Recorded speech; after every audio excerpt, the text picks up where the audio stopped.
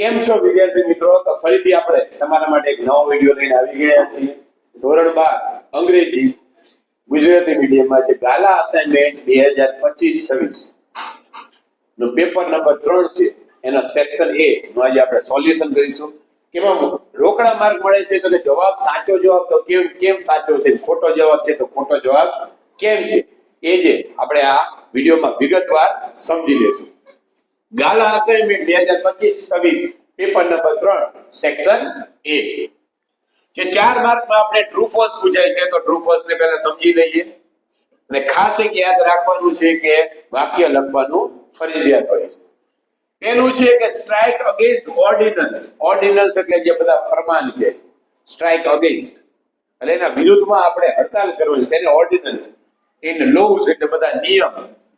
And institutions that continue the slaughter of peace and the cruelty of war. Slaughter એટલે કતલ કરી નાખવું, piece એટલે શાંતિ.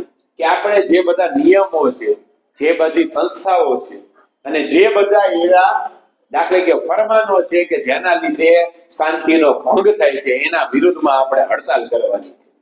and the cruelty of war અને જેના લીધે યુદ્ધના અલગ ભયાનક એવા બધા પરિણામો આપણને સામનો કરવો પડે છે, તો આ બધી બાબતોના વિરુદ્ધમાં આપણે હડતાલ કરવાની છે. તો બેઠું વાક્ય છે, માર્ચ 2024 માં પૂછાણું છે. વાક્ય શું આવશે?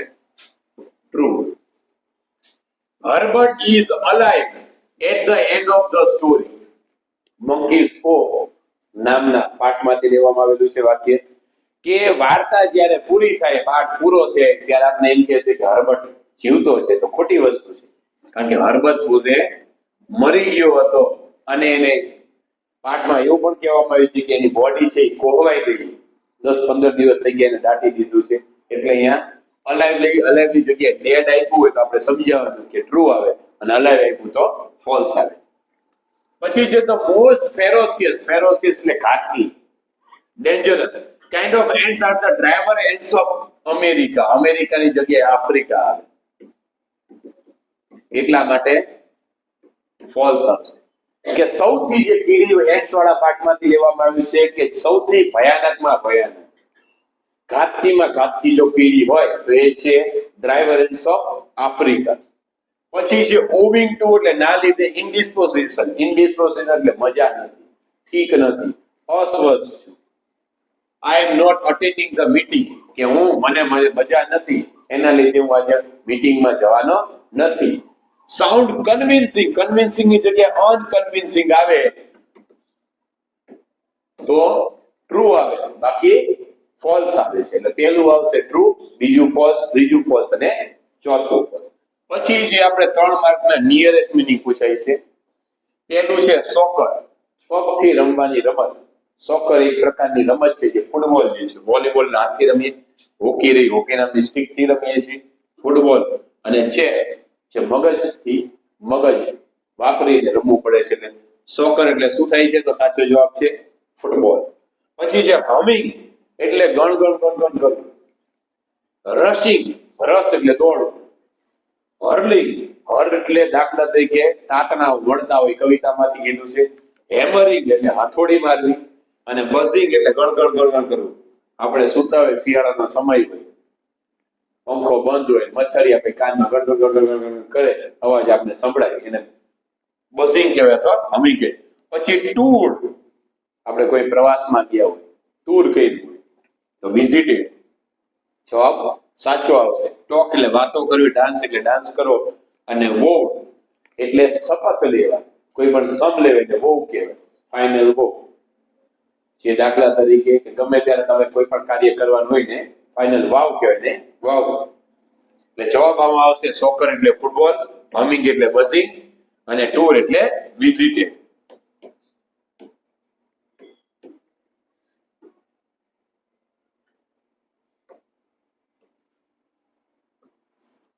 પછી જે આપણે 3 માર્કના પૂછાય છે દાખલા તરીકે લેંગ્વેજ ફંક્શન. ઉપર આપણે આપેલું હોય, શબ્દ આપેલા હોય, શબ્દમાંથી આપણે પસંદ કરી લખવાના હોય છે.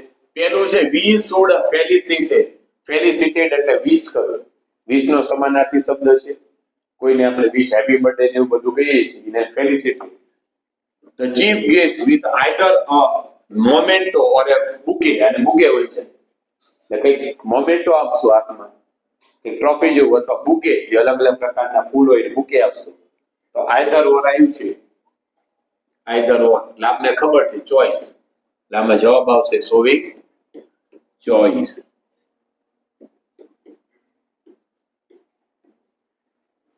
પછી છે ઇન્સ્પાઇટ ઓફ, ને બદલે, તો, although, even though, even if, however, in spite of, despite, but, yet અને સ્ટીલ, આવા બધા કીવર્ડ હોય તો આપણે સમજી જવાનું કે કોન્ટ્રાસ્ટિંગ છે. In spite of my advice, મારી સલાહ હોવા છતાં પણ, he started a risky job, એને રિસ્ક વાળી નોકરીની શરૂઆત કરી હતી. મેં એને સલાહ આપી હતી ભાઈ આ નોકરી તું ના કર, રિસ્ક વાળી છે, છતાં પણ એને ચાલુ કરી. શું આવશે? Contrasting, showing contrast.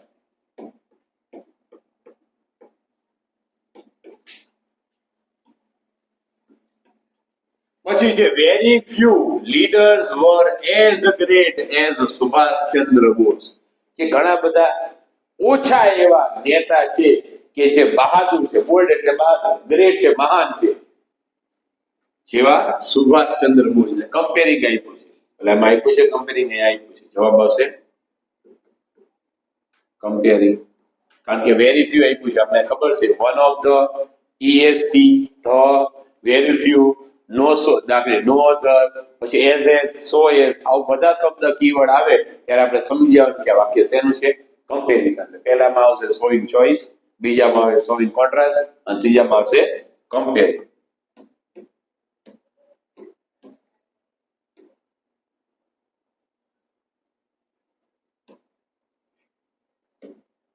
પછી છે કે Shilpa, what should I do to reduce my weight. Shilpa નામની છોકરી કે જે લેંગ્વેજ ફંક્શન તમને આવડી જાય, અને આમાં બ્રેકેટમાં આપણે કીધું છે ઓફરિંગ સજેશન, અને દયા નામની છોકરીને સજેશન આપે છે કે મારે મારું વજન ઘટાડવા માટે શું કરવું જોઈએ. તો તેનું વાક્ય છે you had better go for a walk every day, કે તારે રોજ તારે વોકિંગ કરવા જવું જોઈએ. બીજું કે છે as soon as you reduce your weight you will look beautiful, કે જ્યારે તું વજન તારો ઘટાડી નાખીશ કે તરત જ તું સુંદર દેખાવા લાગીશ. તરત જ. તો as soon as વાળા શબ્દ આવે ત્યારે હંમેશા યાદ રાખવાનું કે આ શોઈંગ ટાઈમ દેખાડે છે. No sooner than, hardly when, scarcely when, as soon as, આવા બધા શબ્દ આવે ત્યારે યાદ રાખવાનું લેંગ્વેજ ફંક્શન કયું આવે, શોવિંગ ટાઈમ આવે છે. My friend told me to reduce my weight, મારા મિત્રએ મને કીધું કે મારે વજન ઓછું કરવાનું છે. Do as your mother suggests, તારા મમ્મી જેમ કામ કરવાનું. આપને ખબર છે પહેલો જે જવાબ છે એ જવાબ આવશે એ. એમાં એમ કે છે સલાહ આપે છે, કારણ કે હેડ બેટર કી શબ્દ આપેલો છે, સજેશનમાં આવે શુડ, વુડ, ઓટ ટુ ને હેડ બેટર નામના કી શબ્દ છે કે જેથી આપણે ખબર પડે કે સાચો જવાબ કયો આવે. એટલે જવાબ આવશે એ.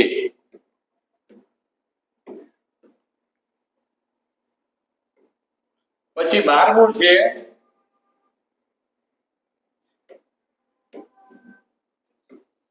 હેતલ કે છે હાઉ સ્ટ્રેન્જલી મોહન ટોક્સ, કેવું અજાણ્યા જેવું મોહન વાત કરે છે. ટોક એટલે વાત કરે છે. એ કીધું છે મેકિંગ સપોઝિશન, એટલે ધારણા કરવી. કનું જવાબ આવે ધારણા કરી. સપોઝિશન એટલે આપણે ખબર છે કે એઝિફ આવે, કરતા આવે, અને પ્લસ વર આવે. તો આમાં હી ઓલવેઝ ટોક્સ રૂડલી, તે હંમેશા ઉદ્ધતાઈથી વાતો કરે છે. He talks as if he વર એ મેડમેન, તે એવી રીતે વાત કરે છે કે જાણે પોતે ગાંડો માણસ હોય. તો બરોબર છે આ જવાબ આવ્યો, કારણ કે એઝ ઇફ છે, કરતા છે, વેર છે. પછી he talks like the manager of the factory, like એટલે નાની જેમ, એટલે આવું લાઈક વાળું આવતું નથી. He talks as if he were the prince, he talks as if he were the prince, કે જાણે દાખલા તરીકે પોતે રાજકુમાર હોય એવી રીતે વાતો કરે છે. જવાબ આવશે બી, હી ટોક્સ એઝ ઇફ હી વર અ મેડમેન, કે જાણે ગાડો માણસ હોય. એ કેવી રીતે? કારણ કે પ્રિન્સની જેમ દાખલા તરીકે આ લાગે છે. He talks as if he were the prince, પણ સાચો જવાબ આપણે બી લખશું. પછી ભરત કહે છે why did you join arts college, કે તે શા માટે આર્ટ્સ કોલેજને જોઈન કર્યું. કોને કહે છે? વિમલ નામનો છોકરો છે. એક્સપ્રેસિંગ પર્પસ છે. આમાં with a view to આવી ગયું, in order to છે, because તો કારણ દર્શાવે. પછી આપણે જોઈ લઈએ બીજું શું શું આપ્યું છે.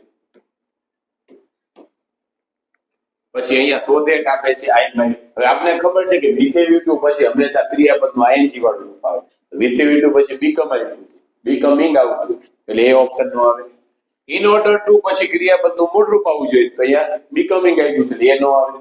because તો આપણે ખબર છે કે રીઝન કારણ દર્શાવતા હોય તો because આવે. છેલ્લે વધ્યું છે so that, એટલે કે I join arts college so that I might become a teacher. મેં આર્ટ્સ કોલેજ એટલા માટે મેં જોઈન કરી છે કે જેથી હું શિક્ષક બની શકું. એટલા માટે જવાબ આવશે ડી. પછી 14માં છે અંકુર કે they have lost everything in this flood, કે તેઓએ આ ફ્લડ એટલે પૂરમાં એમનું બધું જ ગુમાવી દીધું. શોવિંગ કોન્ટ્રાસ્ટમાં આપણે ખબર છે though even if however as in spite of despite but yet અને still, તો એક જ એમાં છે however આવે છે, કીવર્ડ આપી દીધો છે, જવાબ એ જ આવે છે. however they have not lost their courage, કે તેમણે જીવનમાં બધું ગુમાવી દીધું આ પૂરમાં, પણ છતાં પોતાની જે હિંમત છે એને હજી પણ ગુમાવી નથી. બીજામાં yes it is a great havoc, havoc એટલે ભયાનકતા. બીજું છે ઇટ્સ અ ગ્રેટ ટ્રેજેડી, એ કરુણતા કહેવાય. અને ત્રીજું છે I feel greatly sorry for them, મને એમના પ્રત્યે ખૂબ જ દિલગીરી એવો અનુભવ કરું છું. તો આપણે કીધું છે કોન્ટ્રાસ્ટ, તો કોન્ટ્રાસ્ટમાં એક જ આવે છે, જવાબ આવશે એ. પછી આપણે જે 4 માર્કમાં પૂછાય છે કે અંડરલાઈન કરેલો શબ્દ જવાબ બને એવી રીતે પ્રશ્ન પૂછવાનો છે. ખાસ એક યાદ રાખવાનું, જ્યારે આમાં ક્વેશ્ચન લખો તો ક્વેશ્ચન માર્ક તમારે ભૂલાઈ ન જાય.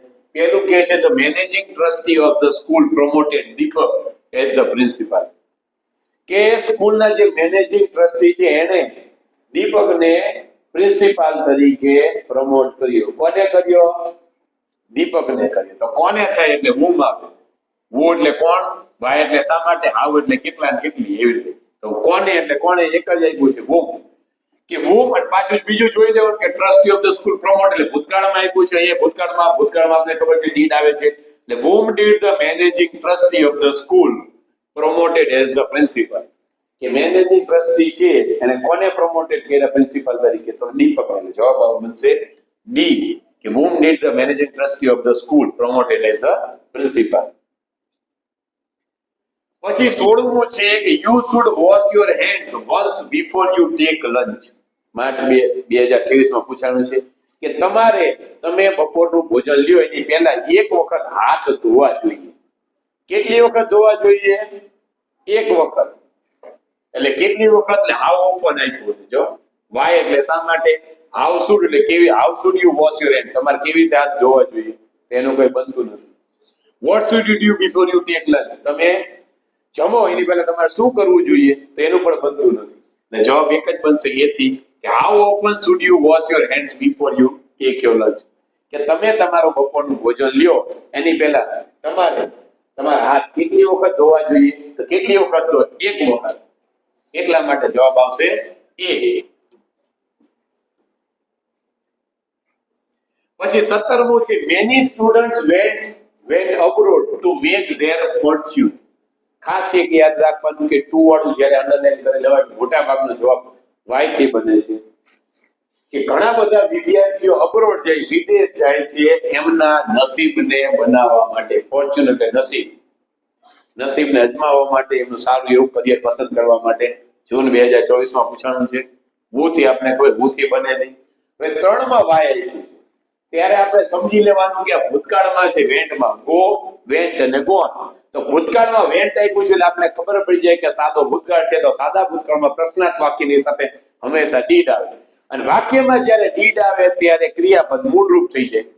તો આમાં વાય ની સાથે આપણે જોઈ લઈએ એક જગ્યાએ, દાખલા અહીંયા વાય ની સાથે હેડ આપ્યું છે, હેડ પૂર્ણ ભૂતકાળમાં એટલે આ નો આવે. હવે બંનેમાં ડીડ આપ્યું છે, તો ડીડ ની સાથે ક્રિયાપદનું મૂળરૂપ આવે ગો, કારણ કે મૂળ ક્રિયાપદ છે ગો, વેન્ટ અને ગોન. આ ડીડ ની સાથે વેન્ટ કર્યું છે એટલે આ છેલ્લેનો જવાબ બનશે C. Why did many students go abroad, કે શા માટે ઘણા બધા વિદ્યાર્થીઓ અબ્રોડ જાય છે, શું કરવા? એમના નસીબને અજમાવવા માટે, તેમના નસીબને બનાવવા માટે. 18મું છે when my grandma passed away, કે જ્યારે મારા દાદીમાં ગુજરી ગયા ત્યારે, passed away એટલે ગુજરી જવું, died. My grandpa was 85, કે મારા દાદા છે એ 85 વર્ષના હતા. કેટલા વર્ષના હતા? 85. What happened when your grandma passed away? તો એનો કોઈ બનતું નથી કે તમારા જ્યારે દાદી ગુજરી ગયા ત્યારે શું થયું. આપણે ખાલી શબ્દ જોઈએ છે, જવાબ આવે 85 વર્ષ. એના નીચે અંડરલાઈન કેવું છે? How was your grandpa when your grandma passed away? How was your, કે જ્યારે તમારા દાદી ગુજરી ગયા ત્યારે તમારા ગ્રાન્ડપા કેવા હતા? હાવ એટલે કેવા હતા? મજામાં હતા કે નહીં? એવું ગુજરાતીમાં થાય છે, એનો આવે હાઉ ઓલ્ડ. આપણે ખાસ એક યાદ રાખવાનું કે જ્યારે આપણે કોકને પૂછીએ છીએ અંગ્રેજીમાં કે તારી ઉંમર કેટલી થઈ, આપણે તરત જ હાઉ ઓલ્ડ આર યુ, કે તું કેટલો, તારી ઉંમર કેટલી છે, એ સંદર્ભમાં છે આવ્યું. Vote happened van your ગ્રાન્ડપા was 85. અને ખાસ એક યાદ રાખી લેવાનું કે અંડરલાઈન કરેલો શબ્દ મોટા ભાગે 99.9% જવાબમાં આવતો નથી. તો અહીં 85 આપી દીધું છે, વધેલું છે. સેકન્ડ ઓપ્શન સી, કે how old was your grandpa when your grandma passed away, કે તમારા મમ્મી દાદી, મમ્મી શું તમારા દાદી જ્યારે ગુજરી ગયા ત્યારે તમારા દાદા કેટલા વર્ષના હતા? ઓલ્ડ કેટલા વર્ષના હતા? ઓલ્ડ એટલે કેટલા વર્ષના હતા? તો જવાબ મળી જાય છે 85. તો હવે પછી આપણે નેક્સ્ટ લેક્ચરમાં સેક્શન પેપર 3 છે ગાલા 7, એનો સેક્શન બી લઈને આવશું. ત્યાં સુધી થેન્ક યુ વેરી મચ.